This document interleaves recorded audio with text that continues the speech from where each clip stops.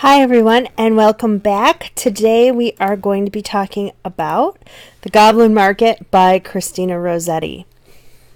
So this is a longer narrative poem. It's not quite considered an epic, though you can see if you're in my class in your book that it is several pages long.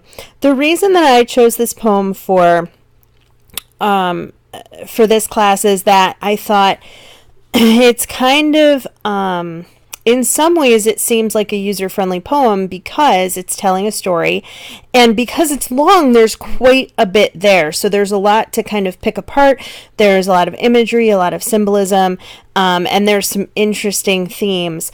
I think that it's sort of easy to determine what this poem is about on the surface, but once we dig into it, I think you'll see that there's a lot more there than meets the eye. And also, the biggest thing to me is that this is one of those instances where there's not, as with most of the literature you've been looking at this term, there's not just one interpretation, right? There's several different interpretations, and it's kind of up to you to decide which interpretation you think is the most correct based on what you see in the poem. So let's get started.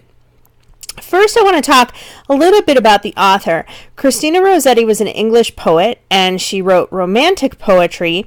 If you remember, we talked about before, romantic poetry doesn't mean love poetry necessarily, but it's based in fantasy and the supernatural. A lot of times, things that are more ancient or would have been to them, and very strong emotions, unusual situations, and some fantasy sometimes thrown in there, right? So we had the transcendentalists who were the best part of romance, the highest emotions, and then the Gothic writers who have the baser emotions. This poem is kind of an interesting mix of both of those two things. So there's some times when you can see those higher emotions, things like forgiveness and redemption, and other times when it's quite a bit more Gothic and kind of creepy. This poem is one of her most famous poems. She also wrote some Christmas carols as well, and some people consider this a children's poem and other people don't. They think that it sort of has children in the poem, but it's not really about children. But we'll talk about that more later. Christina Rossetti was a part of what is known as the Pre-Raphaelites. So the Pre-Raphaelites really believed that art had gone downhill since Raphael, so after the Renaissance, and they really wanted to go back to some of the older forms of painting, the older forms of drawing, and this also influenced some of her writing as well. It's just kind of an interesting it's an interesting kind of part of her history, in my opinion. Her brother was part of this and did some drawings for her poem, which we'll look at in a little bit. If you've ever seen, I don't have them here, and I probably should have put them in, but there's that painting of Ophelia in the river. There's the painting of the Lady of Shalott with the long red hair in the boat. Another poem that I considered looking at, but I think this one has more for us to talk about. So this poem was written in 1859, and it was published in 1862, and it's Rossetti's longest poem. It really helped to launch her career. It also helped to inspire Alice in Wonderland, as well as a few other works. But I think when we get to the overview, you can kind of see the idea of a young girl going into a fantastic land and being sort of tempted by some of the things that she finds there. Printed in numerous editions, as I have here, some of them children's books, all the way to an edition that was printed in Playboy magazine. And we're going to be talking about the artwork for some of those very different interpretations artistically of her text, which just sort of goes to show how a poem is interpreted in many different ways. It's kind of easy to see with the artwork in a way, rather than just reading what other people wrote about it. So here is the first part of our summary, and here's a picture. I love this particular, I'm going to zoom in on it here. I love this illustration because the goblins are sort of described in this very animal-like way, and this one has them as actual animals. They're asking for a lock of her hair, and she's trying to give it to them in order possibly to purchase these fruits. So the poem tells the story of Laura and Lizzie. Laura and Lizzie are sisters, and they're tempted by these very animal-like goblin merchants. So though often put, as I said, into poetry for children, the author said that the poetry was not for children. Christina Rossetti, she said, quite frankly, no, there's a lot of sexual imagery in there, and even though we might want to illustrate it and put pictures to it, it's really not meant for children. But the author's intention doesn't always mean that the author is correct. Once they put their work out into the world, we as readers respond to it in different ways. But at any rate, the sisters live by themselves in a house. There's no real mention of their parents.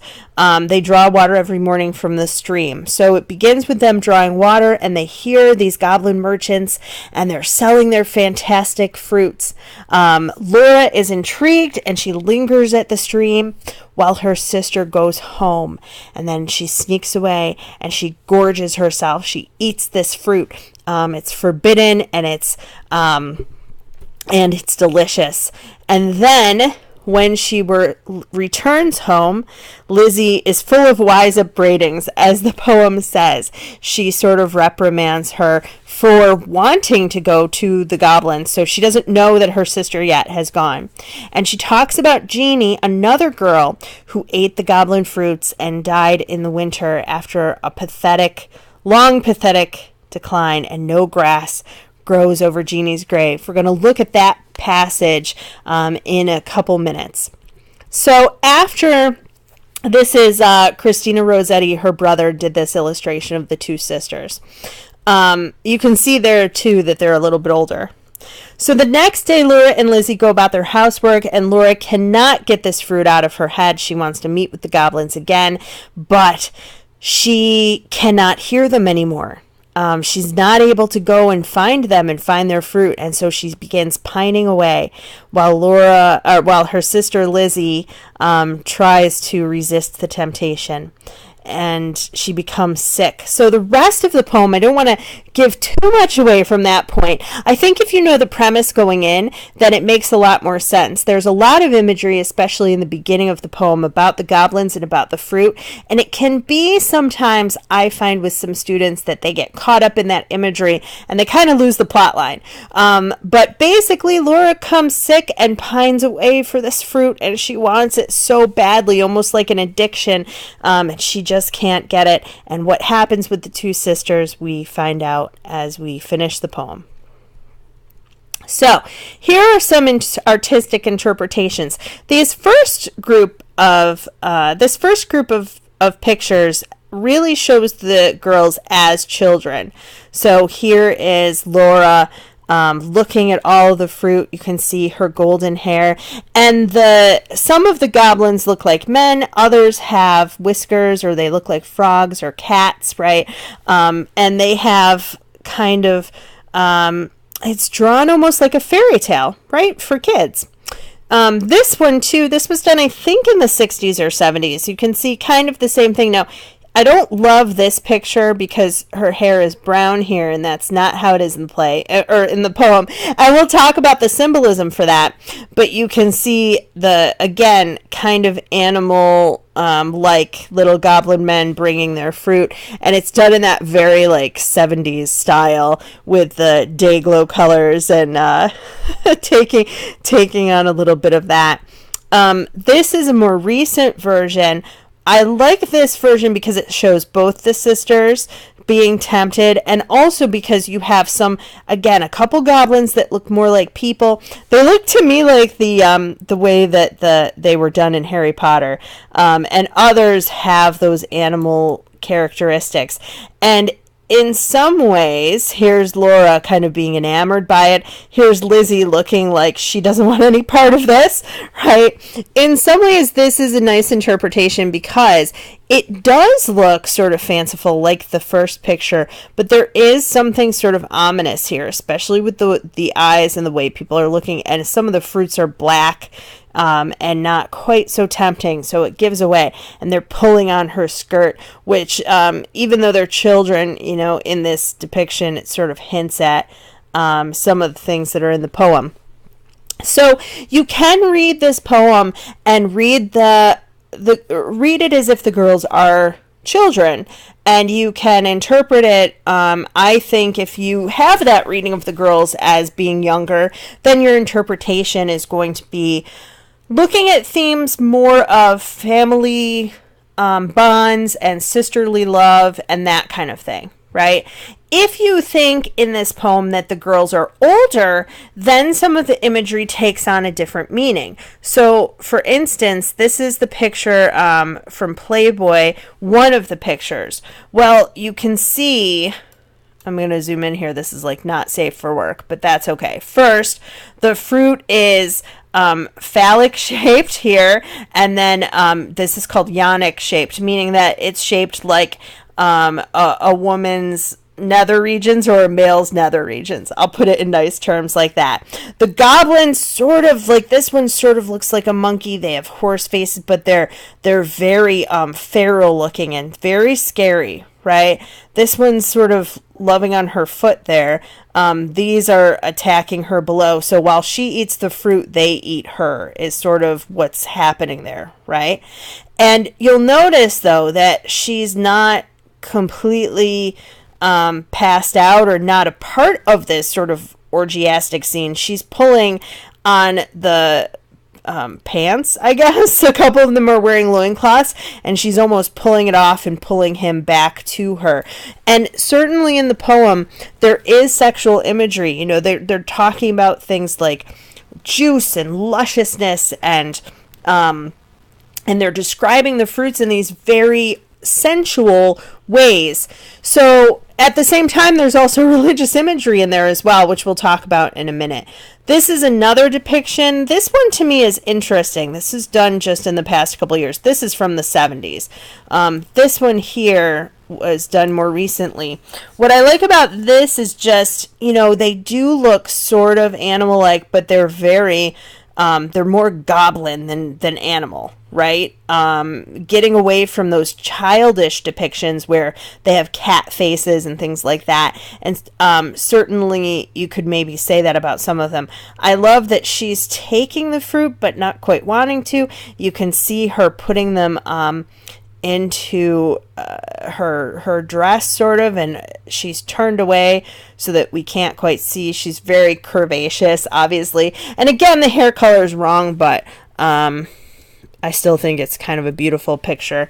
And then we have this is from an illustrated book edition of the poem, and I'm not quite sure at what point in the poem this takes place, but you can see that she's at the water's edge trying to maybe not listen to them, and the mad look in her eyes as she's thinking about their fruits. She looks almost like a mermaid, almost like she's becoming one of these creatures down by the waterside before she goes and even takes the fruit. But, you know, her clothes are in disarray, and all of that's going on as well.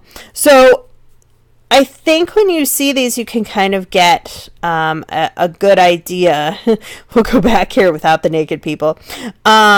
Of just how different people have interpreted this poem. That's one of the reasons I love it. I think I've read it before and seen more of the religious imagery and seen them like children. I've read it a second time and I see more of the sexual imagery. So I can't wait to find out what you guys think. So let's look at some of the literary elements, beginning with rhyme. There is rhyme in this poem. You know, we talked a lot before about rhyme scheme, and it doesn't necessarily feature any particular rhyme scheme. So there's an irregular rhyme, And this is some of this are from various critics, two of whom you'll be reading. So the rhyme, in a way, carries the poem forward. Sometimes there's an A-B rhyming pattern. Sometimes a rhyme just repeats in succession. So you'll have like A kind of thing, or B, right? If you were to look at the whole poem, you'd have to double up on letters and things, but you kind of get the idea. A lot of times that the rhyming is internal, so it doesn't always happen at the end. And because of that, the rhyme almost speeds the poem up in a way. That's sort of what it means by carries it forward. It doesn't rhyme every time. And I think, to be honest, if it did rhyme all the time, as I just did there, then it would be more like a poem for children, right? Because it doesn't rhyme all the time. It has an irregular rhyme. It has an irregular meter, which we'll talk about in a minute. Because of that, to me, that's one of the things that makes this more of a poem for adults. Whether it features children or adults actually in the poem is kind of up to you. So there's numerous couplets, often in lists, and we'll talk about the lists when we get to the structure. And again, increasing the speed so it feels like it's breathless. There's repetition, there's lists, there's some of these couplets, sometimes a triplet where it's, instead of 2 lines, couple, 2, triplet, like 3 kids, 3 lines. That emphasizes the speed. It draws attention to the overwhelming nature, overpowers people with a variety and quantity of description. To me, this here is kind of the key. The variety and quantity of description. I'm going to go into the bottom line there, and overpowering listeners, because we get overpowered in the same way that these girls are overpowered by their temptations. Okay. And so because of that, then you kind of, as a reader, have the same experience. This is what I mean when, we're talking about literary elements, not just identifying them, but really analyzing them. Why are they used and how? Throughout the poem, rhyme is sometimes used consistently to determine pace, to link words together. There's in the beginning, brother, other, to draw attention to the otherness of the goblins as opposed to the sisters, Laura and Lizzie. So being the other, being odd, being fantastical, right? Being something different, whereas the sisters love each other, the goblins might be in distrust and competition. Meter and structure kind of go along with this. I like this one with the goblins. They're so tiny. It's not quite as menacing, I suppose. The poem has an irregular meter. So a lot of times there are 3 or 4 stressed syllables in a line. For the most part, it's written in iambic tetrameters.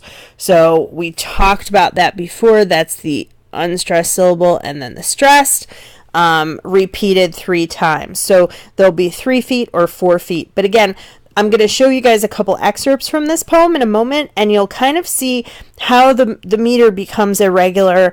When you have an irregular meter, it slows things down. So slowing down in parts and then speeding up in others with the rhyme. Speeds up the pace, as I just said, when the poem is read. So there's because it's a long poem, it's important sometimes to have that irregularity, slow things down, and then speed other things up so that we can get the idea. So there's metric variations through the poem. One of these is the dactyl. Dactyl dimeter means 2 feet, so it's one thing repeated 2 times. The way that, to me, this is interesting. I'm going to skip here just so I can get the pictures. Here we go. This is a dactyl. So it's stressed and then 2 unstressed. Now, one of the reasons that that's important is because you'll notice when we have iambic tetrameter, that's an unstressed and then a stressed. Iambs are very often the way that people talk, sort of almost a natural speech pattern. Not always, but sometimes. So like Shakespeare is written in iambic pentameter very often. when he has in Macbeth, the witches talk, they do stressed and then unstressed. So kind of reversing that to make people feel like the rhythm's been thrown off. So in some ways, having this dactyl breaks up that regular pattern, especially used when the goblins are talking. The other thing, though, is that this is very often used in children's rhymes. So here I've got Little Miss Muffet, which if we look, Little Miss Muffet sat on a tuffet. So we don't have just dactyls here, but we do have one, and then reversed. There we go. So it's a pattern, stressed, unstressed, unstressed, stressed, unstressed, stressed, unstressed, unstressed. And that kind of creates a rhythm that a lot of nursery rhymes have a similar kind of beat. So I think it's kind of interesting then that she uses this metrical structure with the goblins, because it attracts the girls. And if they're children or teenagers, right, it has kind of a beat that attracts them. Lizzie interrupts that beat when she declares no, no, no, and Laura is charmed by it. So the repetition of no emphasizes Lizzie's firmness, draws attention to the dangers of listening lazily to anything that passes. Again, that's from one of the things that you'll be reading in terms of the criticism for this piece.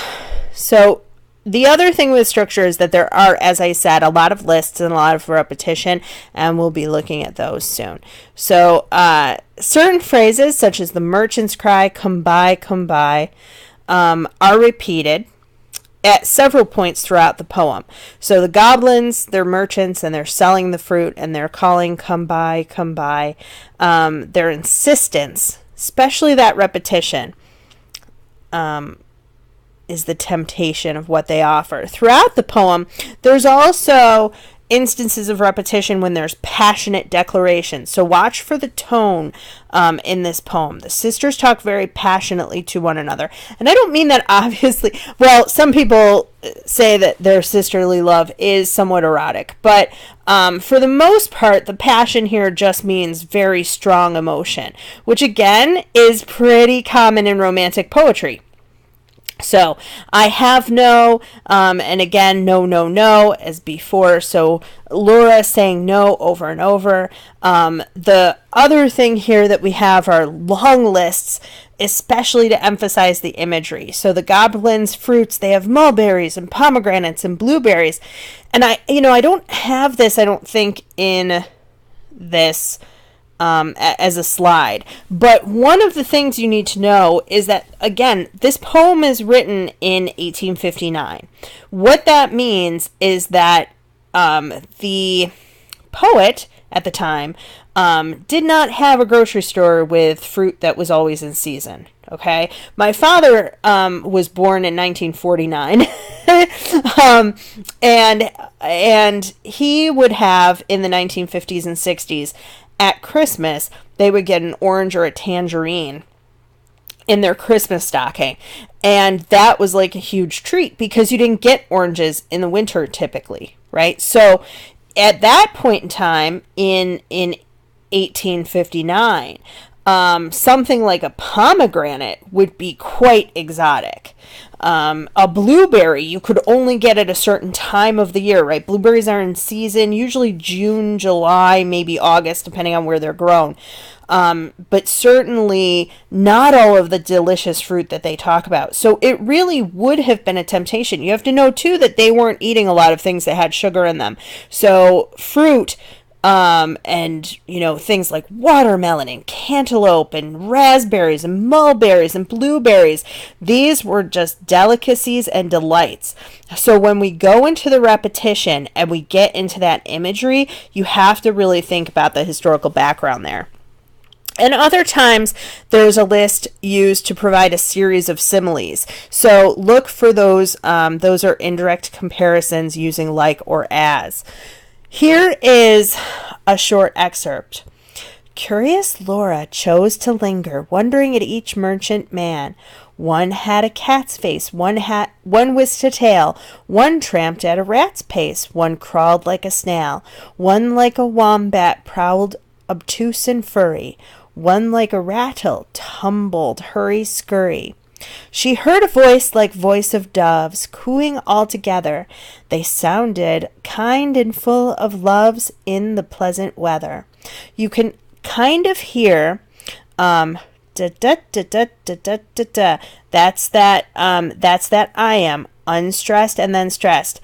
They sounded kind and full of loves. I don't know if you can hear me kind of emphasizing that, but that's that part right now. When you go back up, one had a cat's face, one whisked a tail, one tramped at a rat's pace, one crawled like a snail. She throws a couple words in there to kind of slow you down. One like a wombat prowled obtuse and furry. That has a lot of extra syllables. So you slow down there with the wombat and the rattle, right? Tumbling, hurry, scurry. And that's the place, looked like a cat, has a tail. You can see that imagery, right? But here's the list. 1, 1, 1, 1, 1, 1, 1, right? That type of a list is not unusual in this poem. And don't skip over it. Really read it. And if you can, read it out loud. To be honest, I'm not sure how like a rattle or like a rattle. I'm not sure how to pronounce that word. But do your best, because you can hear where it speeds up and where it slows down. She really wants us to pay attention to what these goblins look like, right? And then this, Laura stretched her gleaming neck like a rush-embedded swan, like a lily from the back, like a moonlit poplar branch, like a vessel at the launch when its last restraint is gone. So there we have like 4 times, 4 similes all in a row to describe how she stretched her neck. She is being tempted. She is a swan in the rushes. She's a lily, and she is reaching up out of the rushes as the swan, out of the grass as the lily. A moonlit poplar branch stretching up over the water. Poplar is a kind of tree. A vessel at the launch. A boat about to go. The last restraint is gone. So if you think of a boat that's tied up and it's about to launch, and they untie the last rope. So we see curious Laura. She's curious, just like Alice, curiouser and curiouser. And she's wondering. Wondering means she's intrigued, and she's thinking about it, and she's growing more curious, and she's watching them closely. And she's listening, and they sound like doves full of love, and they're cooing. Usually doves, we'll talk about the symbolism later on, but doves are usually peaceful. And here that's kind of turned around. But again, they don't sound like men or women for that matter, right? They sound like animals. So that's sort of important. It's pleasant though. And this is a very like calm scene in some ways. She's seeing all these interesting creatures kind of coming around. And while Lizzie turns around and goes back to their house, Laura stretches out her neck. So she doesn't just look, she really tries to seek them out. So going on to imagery, as I said, there's a lot of similes here. There is some metaphor and direct comparison, sometimes not even exactly. We'll talk about that with the religious imagery in a minute. So here, a simile as part of imagery. They went with pitchers to the reedy brook, Lizzie most placid in her look, Laura most like a leaping flame. And here we get characterization as well as the imagery and as well as the simile. So the characters are really built up by the imagery, so the fruit and the characters. Lizzie, Laura, the goblins, and then Jeannie too, who we hear about sort of secondhand. Lizzie is placid, and Laura is like a leaping flame. So if you think about a flame that can't sit still, and also flames can be kind of dangerous, right? Whereas Lizzie is peaceful. Placid means peaceful. And they're taking pictures and going to draw water. As I said, that's what happens at the beginning of the story. what I'd like you to kind of think about as you're reading, and I guarantee you to take time with this poem because it will take you more than one read through. That's one of the reasons that I gave you a little bit more time for the unit, just one poem kind of on its own, as opposed to a bunch like we had before. Unless you're reading this a different semester. And I gave you this and about 8 other things. But for the most part, I like to take time with this poem because I want you to not just identify where the similes are, where the metaphors are, where the imagery is. What I really want you to do is think about why the poet uses these devices. How is she using these devices to create the characters, add to the setting, develop the themes, all of that kind of thing. So here's another example, and here we finally find out about Jeannie. Do you not remember Jeannie? How she met them by the moonlight, took their gifts, both choice and many, ate their fruits and wore their flowers, plucked from bowers where summer ripens at all hours? But ever in the noonlight she pined and pined away, sought them by night and day, found them no more, but dwindled and grew gray. Then fell with the first snow, while to this day no grass will grow, and where she lies low, I planted daisies there a year ago that never blow.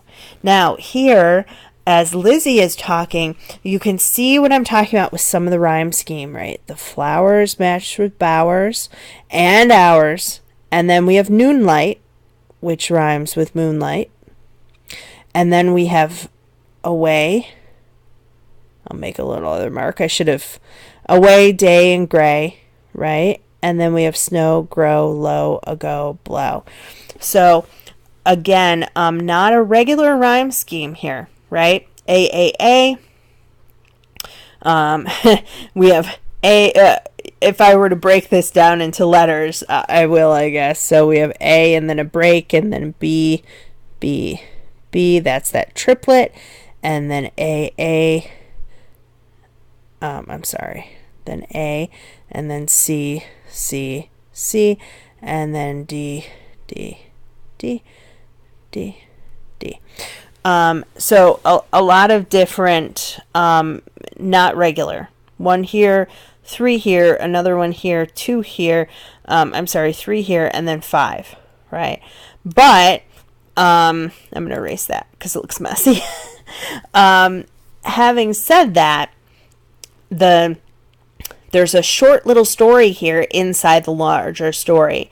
So Jeannie is someone who met these goblins by moonlight. She took their gifts, and the explanation or the imagery of eating their fruits and wearing their flowers, there's a lot of internal rhyme as well that I didn't even get into, that she uses to kind of play sound effects with our ears a little bit and develop these imagery. But we have moonlight, we have summer ripens at all hours, noonlight. So when the sun is high in the sky, she's pining away for them. These creatures who she could only meet in the dark, right? She's dwindling away. And then you have the description of her grave. So it's interesting, and it's a really interesting use also of foreshadowing, meaning we're sort of showing a little bit what might happen to Lizzie and Laura if they do partake of these foods. And of course, as I've said already, Laura does. And then what happens from there, we don't know. Well, I do, but you don't yet.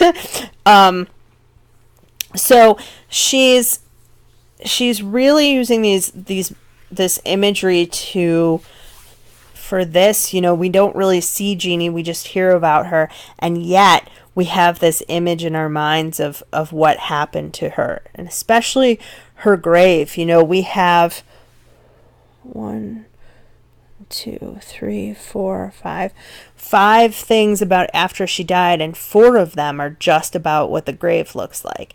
To sort of impress that into the reader's mind how serious a matter this is. So, literary allusions, the Garden of Eden. If you don't know the story, which I know a lot of you probably don't, if you are not a Christian or you're not Jewish, You might not know this story. So in the first book of the Bible, in the book of Genesis, the devil takes on the form of a serpent to tempt Adam and Eve. Adam and Eve are the first man and woman created by God. And this is a painting of the Garden of Eden. So Adam and Eve don't wear clothing. They have not a care in the world. They only know the good things, and they're up in the tree. I don't know if you can see it.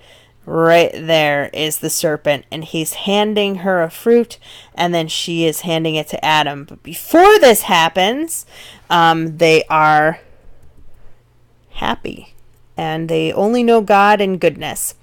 So Eve is tempted to eat the fruit. It's called the fruit of the tree of knowledge and of good and evil. Except that Adam and Eve only know good. So it's really the fruit is really to know evil and to know the difference. So Eve gives in to temptation. The couple knows sin and evil as a result, and really sinning in taking the fruit and disobeying God's command. They fall from God's grace. They were meant to possibly not die, be immortal, but now their bodies will eventually die, and they're cast out of Eden. So this is another picture. This is the angel of the Lord, someone sent by God, casting them out of the garden, and you can see the brambles here, right? And so in our poem, there's no direct mention made of Eve or the Bible or the snake or the Garden of Eden, but there are indirect allusions to this biblical story in the poem. So we still have a fruit that is tempting. We have a girl. We have a couple, right? Two people again. One of them is tempted to take the fruit. The other one, possibly not as much, but will she fall to temptation like her sister? That remains to be seen. So look for places where the girls are tempted. How is Laura like Eve? And then what hardship falls on her? Is she cast out of Eden and condemned, or not? Another allusion that kind of goes along with this is Christ. So in the Christian Bible, after Adam and Eve fell from grace, brought sin into the world, the rest of mankind was doomed. This is called original sin, was their sin that they committed. And then from them, because everyone was born into sin, the rest of the world is doomed to die apart from God's favor without some type of intervention. And according to the Bible, God's Son, Jesus Christ, descended from heaven to live a sinless life and die, although he had never committed evil, and he lived without sin, and through that sacrifice to save mankind. So this is an artistic depiction of Jesus dying on a cross. In the ritual called communion, Christians eat bread that represents Jesus' body and drink wine representing his blood to symbolically remember the sacrifice and to give thanks for that sacrifice. This is quite complicated, and I'm breaking it down in as simple terms as I can, because you just need to know that this is in the poem and references to this are in the poem. So there's no direct mentions of Christ. It's not that kind of an allusion where Lizzie says to Laura, remember Jesus and don't give in to temptation. There's nothing like that. But what we do have are references that are like communion. So Lizzie says to Laura, eat me, drink me, love me. Laura, make much of me. For your sake, I have braved the glen. This is a direct reference to communion. Eat me, drink me, and then, of course, later to Alice in Wonderland when she finds a cake that says, eat me. But here, in the ritual of communion, that in the Bible, there is Jesus saying, eat this bread, it is my body, drink this wine, it is my blood. Do this in remembrance of me. So remember me and my sacrifice when you do these things. And here, Lizzie is telling her sister similarly, eat me and drink me and love me. And then she says, for your sake, I have braved the glen. Well, the phrase for your sake is repeated often in the Bible, particularly with Christ. For our sake he did such and such. For your sake he came down from heaven and was made man. For our sake he died on the cross, right? That is, it's something that's repeated. So again, it's a biblical allusion and reference, even though there's no actual mention of God. This is, again, this isn't a theology class, and I don't, if it were, this would, the two things that I just talked about, we could probably talk about for an entire semester. But I want you to have the background so that you know kind of what to look for. Christina Rossetti, in that time period, religion would have been more important, or I don't want to say more important, but it was in a lot more of the literature than it is now. A lot of our literature doesn't have biblical allusions, and so people aren't as familiar with them.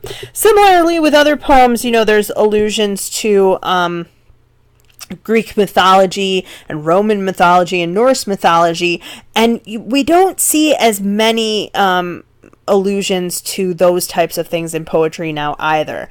So I just wanted you to kind of be aware that these things are going on in the poem, and certainly they can add to your understanding of the poem, because some people see places where the girls are tempted, as I said before. So in many ways, Laura is like Eve.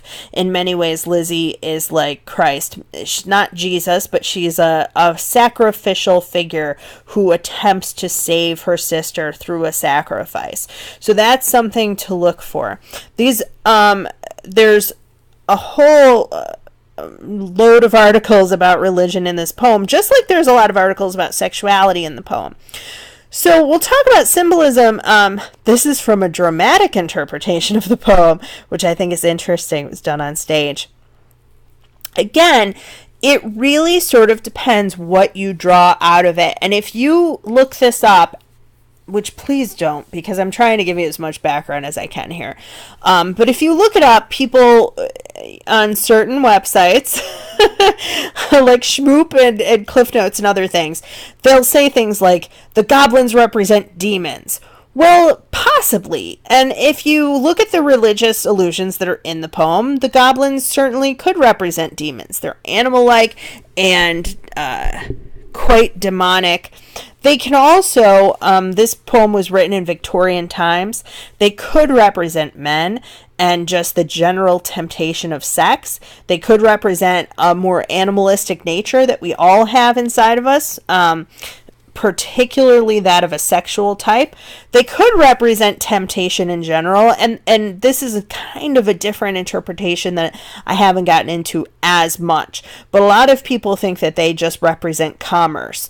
Victorians moving toward a more industrialized age and having that commerce coming into play a little bit more. You're developing a middle class at that time, people who can buy things that they don't really necessarily need. So, a symbol, when you look at something that represents something else, is basically what a symbol is, right? The thing here, and a reason a lot of people like this poem and other people do not, is because there are several things that can symbolize many different things, just depending on how you're reading the poem.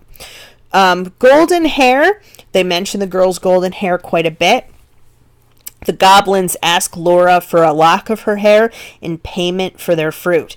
So golden hair sometimes represents purity, but it could also represent value. It was a commodity in Victorian times. I wrote a book about girls during this period whose hair was 7 feet long. There were 7 of them. They were called the Sutherland Sisters, and they made money basically off of their hair. It was the most desirable quality, and they would let down their hair, and you can think of like today, like the equivalent of like a bikini model. That's how sexual hair was. So I don't have sexuality in here, but it could mean that femininity. It could also mean youth, again, depending on how you read the poem. People have lighter hair a lot of times when they're younger. So there's a lot to unpack here. Fire is mentioned a few times. Life, passion, lust, life and health. Those are some of the things fire sometimes represents. Snow, as I read to you with Jeannie, death, depression, coldness, loneliness, the turning of the seasons to winter, the lack of fruit. You wouldn't get fruit in the winter the same way you would get in the summer or the spring. Doves, usually God's Holy Spirit are represented by doves. So it's interesting that the goblins sound like doves, and I think we see that a couple other times in the poem as well. So think about peace, innocence, purity, and how that might be twisted. Fruit. And again, if you look this up, they'll say it's just one thing, but it doesn't have to be. There's a lot here with sex. There's also a lot here with addiction. And if you think of the fruit like heroin, which certainly at the time they didn't have heroin, but they did have more. I don't think they had heroin, but they had opium and they had morphine. If you read the Sherlock Holmes stories that came a little bit later, you can see that in there. Sherlock Holmes going to opium dens and everything else. The pining away for something once you have had it, right?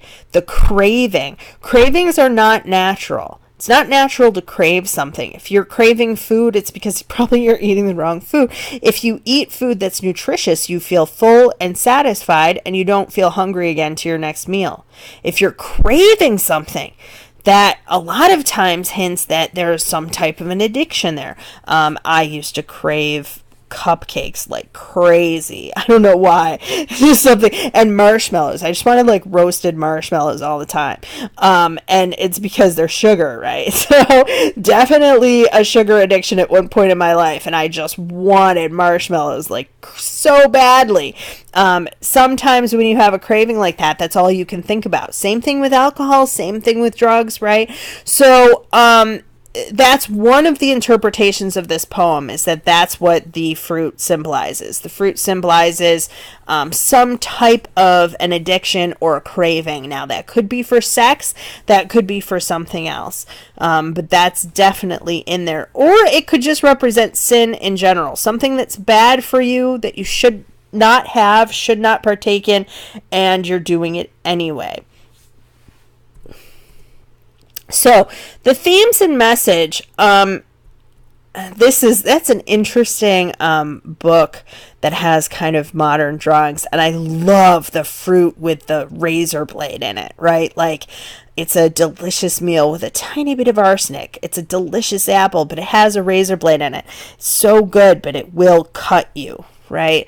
All of the literary elements that I've been talking about combine to convey many different themes. And it really, again, is up to you to determine what the author is trying to convey to readers. So some of the themes include redemption, spiritual love, forgiveness. I don't have on here, but that sort of goes along with redemption. Spiritual love, sisterly love, addiction, commerce, sexuality, religion. All of these things are packed into the poem.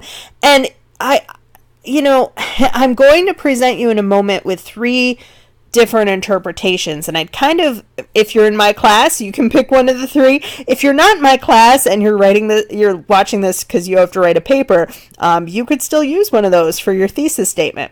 The thing is that it really depends on your reading of the poem and making sure that whatever claim you have, you can support it with evidence. We've talked about that in this class over and over and over again. Have a strong thesis statement, support it with evidence from the text. If you think that this poem is about sisterly love and religion, make sure you show me where that is in the text. If you think that this poem is about addiction and you think that the fruit represents something that they are craving and that they are addicted to, and that their journey has to do with one person sort of giving into that temptation and one person withstanding it, then show me where that is in the text. If you think it's more about religion and not really, that this is all an extended metaphor for God and for Christ, or for just God in general and his love for people, and the devil is the one doing the tempting, you can show me where that is in the text too. It really is up to you, but you have to have things from the text, and make sure too that they are short quotes. I don't want a big huge chunk of text. Short quotes, 2-3 lines at the most, right? to support your thesis. And I have an outline for you, again, if you're in my class. 3 common interpretations, as promised. I love this picture because it just shows the 2 sisters, and they just look so sweet. This is before any of the difficulties happened in their lives. The most prominent theme in Goblin Market is sisterhood and family, kind of like the picture here. The poet's message is that women are stronger when they support each other. Christina Rossetti was definitely a feminist of the time, probably wouldn't be considered one now, and she dedicated this poem to her sister, who was going through a difficult time. So there is a lot in the poem to support this interpretation. The second interpretation, the most prominent theme in the Goblin Market is female sexuality. The poet's message is that women should not be shamed when they fall into sexual temptation, but can be redeemed, forgiven, from their fallen state. Forgiven and saved is really what redeemed means. And again, a lot here about female sexuality, the way that the women are described, like a swan or a branch or a lily, is sort of pretty, but there's other descriptions about her gorging on this fruit that are quite a bit more sensual. The most prominent theme in the Goblin Market is temptation. The poet's message does not just center on food or sexuality, but is a general warning about the dangers of being tempted and the benefits of resisting temptation. And that is certainly there as well. You notice that the way I worded these thesis statements, and I'd like you to use one of them to sort of kick off your paper, is having this, the most prominent theme. Prominent means that it's the one that stood out to you the most. There are a lot of themes in this poem. I just want you to pick the one from this list that you think is the most prominent, the thing that is the strongest theme that to you stood out the most. Is it sisterhood and family? Is it sexuality? Or is it temptation? And as you can see from what I've already been telling you, all 3 of these can be supported. It just depends on your reading and your interpretation. And to be honest, that's what I love about this class, and that's what I look forward to in reading your projects. I really want to see what you think and see what your reactions are to this poem. And that's it. If you have any questions about the poem or the project, you can let me know, and I look forward to reading your papers. Thanks, everybody.